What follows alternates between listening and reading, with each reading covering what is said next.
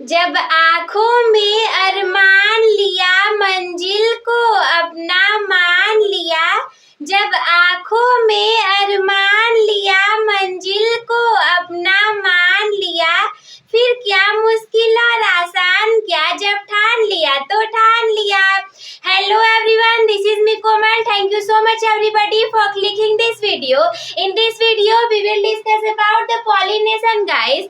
इसके पिछली वीडियो में मैंने आप लोग को पुष्प की संरचना, द स्ट्रक्चर ऑफ फ्लावर और बहुत सारी चीजों को क्लियर कर दिया है। तो इसका अगला वाला जो टॉपिक हमारे सामने है दैट इज परागण, जिसे कि इंग्लिश में बोले तो pollination. First of all, we will discuss about the definition of this. That what will be the definition of pollination? So let's start reading this. किसी पुष्प के परागकणों का उसी पुष्प के या फिर उसी जाति के किसी अन्य पुष्प के वर्तिकाग्र पर पहुंचने की जो क्रिया है, जो प्रोसेस है, that will be called as pollination. Like पिछली वीडियो में मैंने आप लोग को बताया हुआ था कि जैसे सपोज दैट ये हमारा कोई फ्लावर है, हम इसे सपोज दैट कोई फ्लावर को हम यहाँ पे ड्रा कर लेंगे and the second will be another flower, second भी हमारा कोई अनदर फ्लावर हो जाएगा। तो डिफिनेशन के अकॉर्डिंग क्या रहने वाला है कि किसी पुष्प के परागकणों का, सपोज दैट हमारे इसमें देखिए हो सकता है कि नर जनन तंत्र मादा जनन तंत्र दोनों होंगे, तो परागकण रहेंगे। तो परागकण जो रहेंगे वो उसी पुष्प के या फिर उसी जाति के किसी अन्य पुष्प के वर्तिकाग्र पर जो पहुंचेंगे, सपोज दैट ये हमारे परागकण है, ये किसी दूसरे फ्लावर के वर्तिकाग्र पर स्टिग्मा पर पहुंच जा रहे हैं, तो ये जो हमारी प्रोसेस है ये परागण कहलाएगी। जैसे देखिए क्या है कि अगर परागण नहीं होगा तो नए नए प्रजाति के फूल नहीं आएंगे। जैसे आप देख सकते हो कि गेंदा का फूल रहता है, कमल का रहता है, हिबिस्कस का, गुड़हल का रहता है, बहुत सारे प्रकार के फूल हम नॉर्मली अपनी डेली लाइफ में देख लेते हैं। लेकिन ये कैसे होता है? सोचो अगर परागण की प्रक्रिया ही नहीं होगी तो हम बहुत सारे टाइप के फ्लावर कहाँ से देख पाएंगे? पता चला सारे जगह बस हमें गेंदा का फूल दिखाई दे रहा है, कमल का कहीं नामो निशानी नहीं है। लेकिन ऐसा नहीं होता, जैसे कोई पिछला वाला कमल खत्म हो जाएगा तो नया वाला भी उत्पन्न हो जाता है। वो कैसे होता है? वो होता है इसी प्रक्रिया के द्वारा, जिसे कि हम परागण कहते हैं। यानी कि कोई पिछला वाला फ्लावर रहेगा तो उससे नई जाति का, नई स्पीशीज का फ्लावर डेवलप हो जाएगा। और जब इसके प्रकार की बात करेंगे, टाइप की बात करेंगे हम कि जो पॉलिनेशन है, how many types of pollination, ये कितने टाइप का है? So guys there are two type of pollination. First is self pollination and second will be cross pollination. पहला जिसे कि हम हिंदी में कहेंगे स्वपरागण और दूसरा जिसे कि हम हिंदी में कहेंगे परपरागण। अब ये स्वपरागण की पूरी कहानी गाथा क्या है और ये परपरागण की पूरी कहानी क्या है ये मैं आप लोग को बता दूंगी। लेकिन इन दिस वीडियो, आज के वीडियो में मैं आप लोग को बताऊंगी स्वपरागण के बारे में। स्वपरागण क्यों है, कैसे होता है, इसके होने के क्या लाभ है, हानियों के बारे में भी थोड़ा बहुत चर्चा कर लेंगे। और परपरागण जो होगा इसे हम दूसरे वीडियो में देख लेंगे, बिकॉज अगर सारे चीजों को एक में देखा जाए तो ये वीडियो काफी ज्यादा लॉन्ग हो जाएगा। तो सबसे पहले तो आप लोग इसका स्क्रीनशॉट ले लीजिए। After that we will discuss about the self pollination. You guys you can take the screenshot of this. So let's friends we will discuss about the self pollination, यानी कि अब हम देखेंगे स्वपरागण के बारे में। और आज का हमारा ये वीडियो स्वपरागण के ऊपर ही आधारित होगा। तो सबसे पहले तो हम ये जान लेते हैं कि स्वपरागण होता क्या है। तो इसकी डिफिनेशन से हम इसका पता लगाएंगे। डिफिनेशन कुछ इस प्रकार का है कि पादप के पुष्प के परागकण उसी पुष्प के वर्तिकाग्र पर या फिर उसी पादप के किसी अन्य पुष्प के वर्तिकाग्र पर पहुंचने को स्वपरागण कहते हैं। मिला जुला करके जब अपने में ही हो जाएगा, यानी कैसे, वही प्लांट रहेगा, वही पौधा रहेगा, उसी के पुष्प के परागण उसी के पुष्प के वर्तिकाग्र पे गिर जाएंगे या फिर उसी जाति के उसी पादप के किसी अन्य पुष्प के वर्तिकाग्र पर पहुंचने को हम स्वपरागण कहते हैं। जैसे कि देखिए, करेले का करेले में हो रहा है तो वो हो जाएगा स्वपरागण। लेकिन लोग क्या करते हैं कि करेले में ना डाल देंगे लौकी का जीन निकाल करके और करेला एकदम बड़ा बड़ा लंबा लंबा फट जाता है, तो वो हो जाएगा परपरागण। क्योंकि हम करेले में लौकी का डाल देंगे जीन निकाल करके तो लौकी की तरह लंबा करेला भी बन जाएगा, तो दैट मीन कि वो परपरागण हो जाएगा। लेकिन जब सेम प्लांट में उसी के फ्लावर से उसी के फ्लावर में पॉलिनेशन होगा, then that will be our self pollination. तो अगर हम बात करें इसके लाभ की, मतलब what is the benefits of self pollination, स्वपरागण के लाभ क्या क्या है, तो सबसे पहला वाला बेनिफिट हमारे सामने ये निकल करके आएगा कि ये जो स्वपरागण होता है इसमें पीढ़ी की शुद्धता हमेशा बनी रहती है। जैसे कि अगर करेला है तो हमेशा करेला ही आता रहेगा, मतलब पीढ़ी की शुद्धता बनी है। अब हम उसमें कुछ और इंसर्ट कर दे रहे हैं तो वो तो हाइब्रिड वाला हो जाएगा ना, वो हाइब्रिड वाला करेला हो जाएगा। जैसे कोई आम है, अब उससे वैसा ही आम सेम टू सेम बनता जा रहा है, बनता जा रहा है, बनता जा रहा है, परागण होता जा रहा है, होता जा रहा है। लेकिन अब क्या करते हैं, जैसे बीएचयू है, कोई और संस्था है, वहाँ के बच्चे क्या करेंगे रिसर्च में कि उसमें किसी और चीज का जीन डाल करके कोई नया चीज कर देंगे, उसे हम कहेंगे संकर प्रजाति का आम। वो थोड़ा बड़ा हो जाएगा और बहुत सारे जगह पे तो ऐसा होता है कि उसमें बीज भी नहीं पाया जाता, तो वो सारी चीजें परपरागण करके कराई जाती हैं। लेकिन जैसे परपरागण करवा दिए दूसरे का डाल करके तो वो अलग हो गया, अब वो पहले वाला तो है ही नहीं। जैसे हम कहें कि वो देसी नहीं रहेगा, फिर उसमें संकर प्रजाति का बन जाएगा। लेकिन जब हम स्वपरागण करेंगे तो उसमें पीढ़ी की शुद्धता बनी रहेगी, जैसा आम पहले रहेगा दूसरे पीढ़ी में भी वैसा ही आम निकलेगा, तीसरी पीढ़ी में भी वैसा ही आम निकलेगा, यानी कि चाहे आप जितनी पीढ़ी लेकर के जाओ वो वही वैसा ही निकलेगा। इसके बाद सेकेंड वाले बेनिफिट की बात करें तो अधिक पराग कणों की आवश्यकता नहीं होती है। जैसे कि अगर हम परपरागण की बात करेंगे, एक से लेकर के दूसरे वाले प्लांट में जाना रहेगा तो उसको जाने के लिए कुछ माध्यम की आवश्यकता पड़ती है।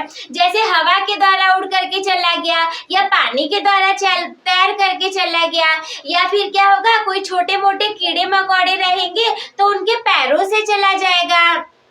बहुत तरीके होते हैं, हाथी रहता है उसके सूंड से चला जाता है। लेकिन जब हम स्वपरागण की बात करेंगे तो इसमें परागण को उतना दूर तो जाना नहीं है कि ढेर सारा निकलेंगे और उसके बाद पहुंचेंगे, उतना दूर जाने में ना सब नष्ट भी हो जाते हैं। मान लीजिए हाथी है, उसी की सूंड से जा रहा है तो क्या पता वो यहाँ से वहां तक जब तक पहुंचेगा तब तक न जाने कितने परागण रहेंगे, कुछ रास्ते में गिर जाएंगे, कुछ खराब हो जाएंगे। लेकिन जब स्वपरागण करेंगे तो हमें उतना ज्यादा दूरी तक नहीं लेकर के जाना होता है, तो उसमें ऐसा नहीं होता कि बहुत दूर तक जाना है, हजारों निकलेंगे तो केवल 10 पहुंचेंगे। अरे वो तुरंत ही निकलेगा, तुरंत ही पहुंच जाएगा, बीच में रास्ता नहीं है तो बर्बाद कहाँ से होगा। इसका मतलब ये है कि इसमें बहुत ज्यादा अधिक परागकणों की आवश्यकता नहीं होती है। तीसरे वाले लाभ की बात करें तो किसी अन्य सहायक युक्ति जैसे कि सुगंध, मधु आदि की आवश्यकता नहीं होती है। जैसे परपरागण होगा, देखिए मैं बार बार आप लोग को क्रॉस पॉलिनेशन का एग्जांपल क्यों दे रही हूँ, क्योंकि अगर आपको परपरागण के बारे में पता रहेगा तो जस्ट उसका अपोजिट करके आप स्वपरागण बना लोगे। उसकी कमियों को दिखाओ, इसके लाभ को दिखा दो, जस्ट हो गया।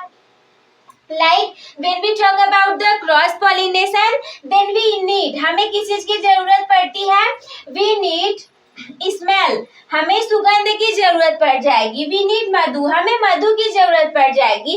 जैसे कि किसी फूल पे जैसे कहते हैं कि रस होता है, मधुमक्खियां आएंगी उस मधु को चूसेंगी और जाकर के दूसरे पे बैठ जाएंगी तो परागण हो जाएगा मधुमक्खियों के पैरों के द्वारा, और वो चूसेंगी दूसरे पर जाकर के डाल देंगी। मतलब कि मधु की, सुगंध की, परागण के लिए जरूरत होती है। कोई आपके वाले फूल पे क्यों आएगा, उसे किसी दूसरे पे जाना है तो पहले देखो अगर आपको अपने परागकणों को दूसरे पे पहुंचाना है तो वो ना एकदम अच्छा अच्छा मधु बना करके पौधे रखे रहेंगे, कहेंगे कि मैं एकदम अच्छा अच्छा सुगंध फैलाऊंगा, अच्छा अच्छा मेरी खुशबू आएंगी और अच्छा सा मधु रखूंगा, ताकि जो मधुमक्खियां होंगी वो मेरी तरफ आकर्षित हो जाएंगी और आकर्षित हो जाएंगी तो सारी चीजें उन फूलों के ऊपर आकर के चिपक जाएंगी और मधुमक्खियों के पैरों में, हाथों में, बहुत जगह पे परागकण लग जाते हैं और फिर वो दूसरे प्लांट पे जाएंगे, वर्तिकाग्र पे पहुंचेंगे तो परागकणों को छोड़ देंगे।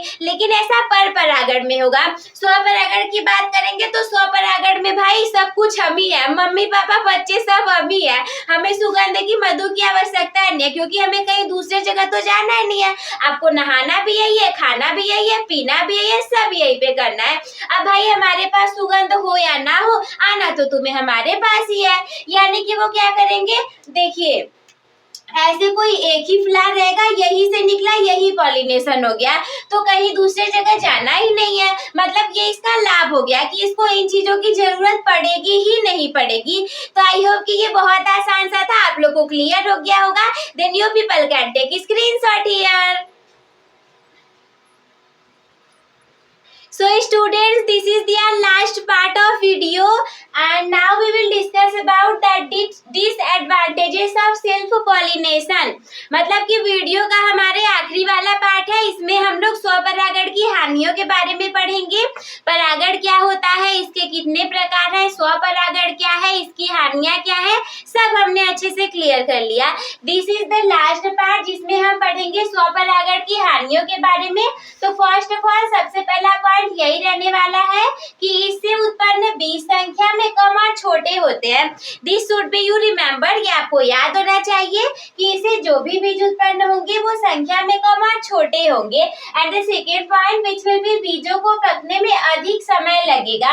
अगर सोचिए बीजों को पकने में ज्यादा समय लग रहा है और फिर भी संख्या में कम भी हो रहे हैं और छोटे हो रहा है, तो ये सारी चीजें तो हानियां होती है ना। अगर मान लीजिए बीज ज्यादा संख्या में बनते हैं और वो बड़े होते, इन्हें पकने में कम समय लगता, तो ये सारे तो लाभ हो जाते, पर जस्ट इसका अपोजिट है तो ये तो इसकी हानियां हो जाएंगी। तीसरी बात ये है कि नई तथा स्वस्थ किस्म का निर्माण नहीं होगा। जैसे कि अगर पुरानी चीजें ही चलती आएंगी चलती आएंगी चलती आएंगी तो नई चीजों का विकास कैसे होगा, और अगर नई चीजों का विकास नहीं होगा तो दुनिया हमारी आगे कैसे जाएगी, मतलब कि नहीं जाएगी। और अगर नहीं जाएगी तो ये तो हानि हो गई ना। वही पुराना चीज हमेशा से चला आ रहा है चला आ रहा है चला आ रहा है, कुछ तो नया आना चाहिए। लाइक बहुत जगह ऐसा होता है कि जो तरबूज होते हैं उसमें से दूसरे देश लोगों ने उसमें से बीज को ही गायब कर दिया, आम में से गुठली को ही गायब कर दिया, संतरे में से बीज को ही गायब कर दिया। बट अभी हमारे इंडिया में कुछ ऐसा नहीं है, इंडिया में तो सारी चीजें वैसी ही हैं, लेकिन ये तो हानियां है, दूसरा देश हमसे आगे निकल जा रहा है। तो इसका मतलब कि जो स्वपरागण होगा इसे नई और स्वस्थ किस्म का निर्माण नहीं होगा। मतलब अगर हमें नई चीजों को लेकर के आना है तो हमें पर परागण की आवश्यकता है। तो सबसे पहले तो आप लोग इसका स्क्रीनशॉट ले लीजिए।